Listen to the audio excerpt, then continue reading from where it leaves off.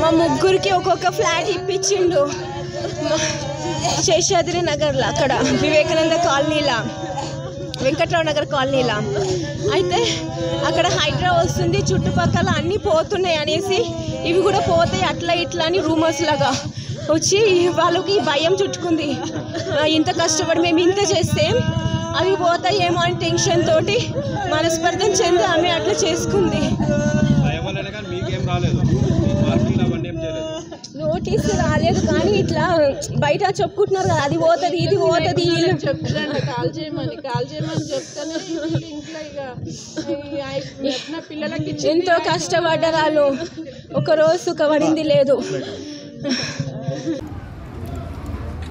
హైడ్రా అధికారులు వందల మంది పోలీసుల సమక్షంలో నల్ల చెరువు మీదకి వచ్చి అందులో చిన్న చిన్న షెడ్ వేసుకొని జీవనం కొనసాగిస్తున్నటువంటి అనేక మంది షెడ్లను ఇళ్లను కూల్చివేయడం జరిగింది.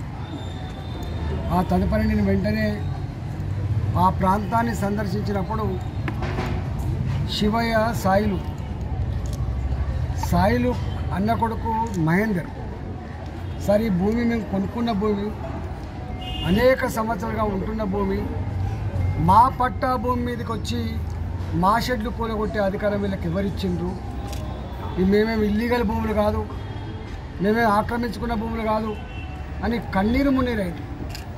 ఆ రోజు వందల మంది ఫ్లెక్సీ షాపులు నడుపుకునే వాళ్ళు, టెంట్ సామాను వేసుకొని నడుపుకునే వాళ్ళు, క్యాటరింగ్ నడుపుకునే వాళ్ళు, మామూలు కార్పెంటర్లు, మామూలు గడుపు కాదు అసలు, కాళ్ళ మీద పడి వదిలిపెట్టకుండా సారు మేము లక్షల రూపాయలు కోట్ల రూపాయలు నష్టపోయినాం, మా కుటుంబాలన్నీ కూడా రోడ్ల మీద పడ్డాయి సారు, మీరే కాపాడని చెప్పి దుఃఖించి వెళ్ళిపోరు. సాయిలు కూడా ఆమె దగ్గరికి వచ్చి చేతులు పట్టుకొని బిడ్డ కాపాడు బిడ్డ, నువ్వే కాపాడు బిడ్డ అని చెప్పాడు. కానీ ఏ భూమి అయితే తల్లి తండ్రి సాయిలు యొక్క ఇప్పుడు చనిపోయిన బుచ్చమ్మ బిడ్డలకు ఇచ్చిందో ఆ బిడ్డలు అల్లుళ్ళు మా భూమి పనికిరాడు కదా అమ్మ అని చెప్పి అన్నప్పుడు బావురుమని ఇవాళ సూసైడ్ చేసుకోవడం జరిగింది. బుచ్చమ్మది ఆత్మహత్య కాదు, బుచ్చమ్మను తెలంగాణ సర్కార్ రేవంత్ రెడ్డి ప్రభుత్వమే హత్య చేసినట్టుగా భావిస్తూ ఉన్నాం. ఇవాళ ఇది సర్కారీ హత్య.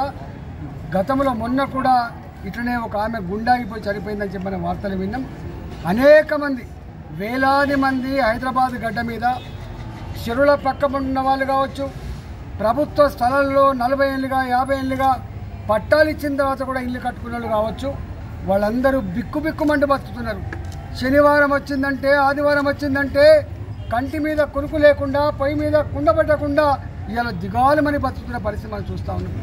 ఇవాళ మూసి ప్రక్షాళనపేట కూడా 50 ఏళ్ల క్రితం చైతన్యపూరి 50 ఏళ్ల క్రితం 60 ఫీట్ల పైన ఉంటుంది, సుఖ నీళ్ళు వచ్చే ప్రసక్తి లేనేలేదు.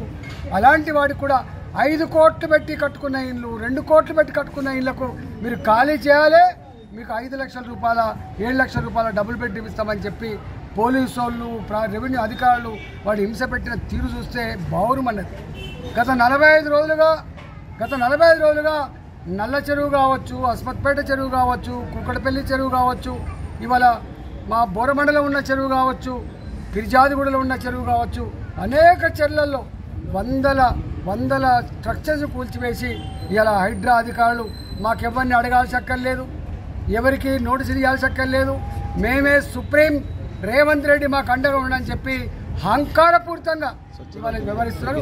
మాకు అనిపిస్తుంది రేవంత్ రెడ్డి గారికి తెలంగాణ ప్రజలు ఏడిపించి వాళ్ళ కళ్ళల్లో కన్నీళ్లు చూసి ఒక శాడిస్ట్ లాగా తాను మాత్రం ఇలా సంతోషాన్ని పొందుతున్నట్టు కనబడతా ఉంది. ఇలా రాజు, ఆయన ఒక రాజులాగా, చక్రవర్తిలాగా, నిజాం సర్కార్ లాగా గతంలో అనేక మంది ముఖ్యమంత్రులు ఉన్నారు, అనేక ప్రభుత్వాలు చూసినాం. కానీ ఇట్లాంటి ప్రజలు నేర్పించుకొని ప్రజల దుఃఖాన్ని చూసి సంతోషపడే ముఖ్యమంత్రి కేవలం రేవంత్ రెడ్డి గారు మాత్రమే కనబడతా ఉన్నారు. 6 నెలల కాలంలోనే ఇవాళ అనేక రకాల తప్పుడు నిర్ణయాలు తీసుకొని ప్రజలు వేధించినటువంటి ముఖ్యమంత్రి. కేర్ఫుల్గా ఉండండి. మీది శాశ్వతమైనది కాదు.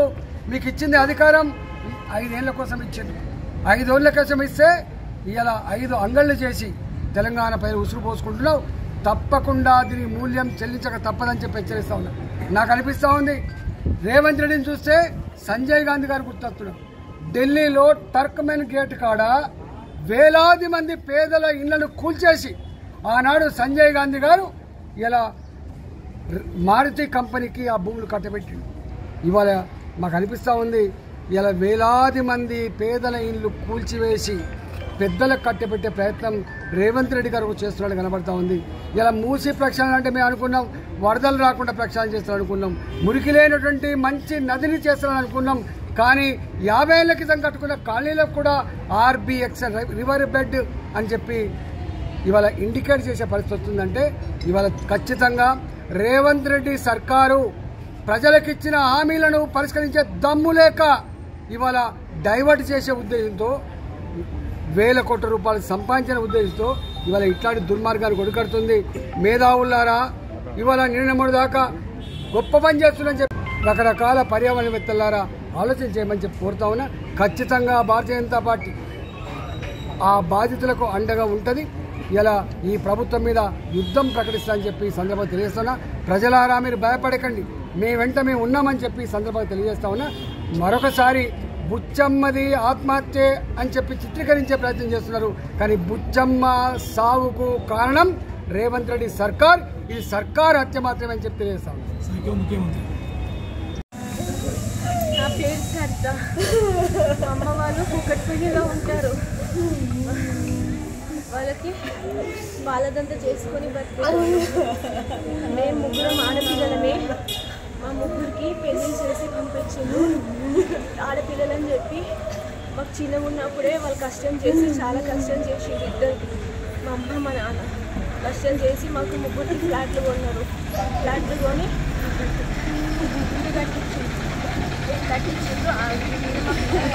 అన్నట్టు చేసిండు. మా అమ్మ మా నాన్న నా పిల్లలు బతకాలన్నట్టు చేసిండు. కానీ ఈ హైట్లో రావడం వల్ల ఆ చుట్టుపక్కల అన్ని కూలపోతున్నారు.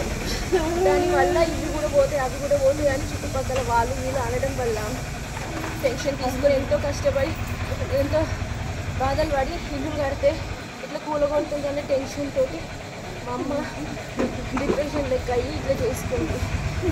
ప్లాట్లు ఎక్కడ కట్టించారు? కుక్కట్పల్లి ఒక నోటీస్ ఇవ్వలేదు కానీ చుట్టుపక్కల కూలగొడుతుండ్రు. మావి కూడా పోతాయి అన్నట్టు వాళ్ళకి టెన్షన్. ఎందుకంటే 30 ఏళ్ల క్రితమే కొన్నారు. 30 ఏళ్ల క్రితమే తెలంగాణ పొద్దున్న కష్టం చేసి కొన్నారు వాళ్ళు. ఒక తాతలు సంపాదించిన ఆస్తులు ఏం లేకుండే కష్టపడి సంపాదించి బిడ్డలు ఆడపిల్లలు అని వాళ్ళు ఏదో ఈ విధంగా చేసిండ్రు. ఇప్పుడు అవి పోతే నా పిల్లలు ఏమవుతారో నా పిల్లలు అని బాధ టెన్షన్ పెట్టుకొని అట్లా అయిపోయింది మా అమ్మ.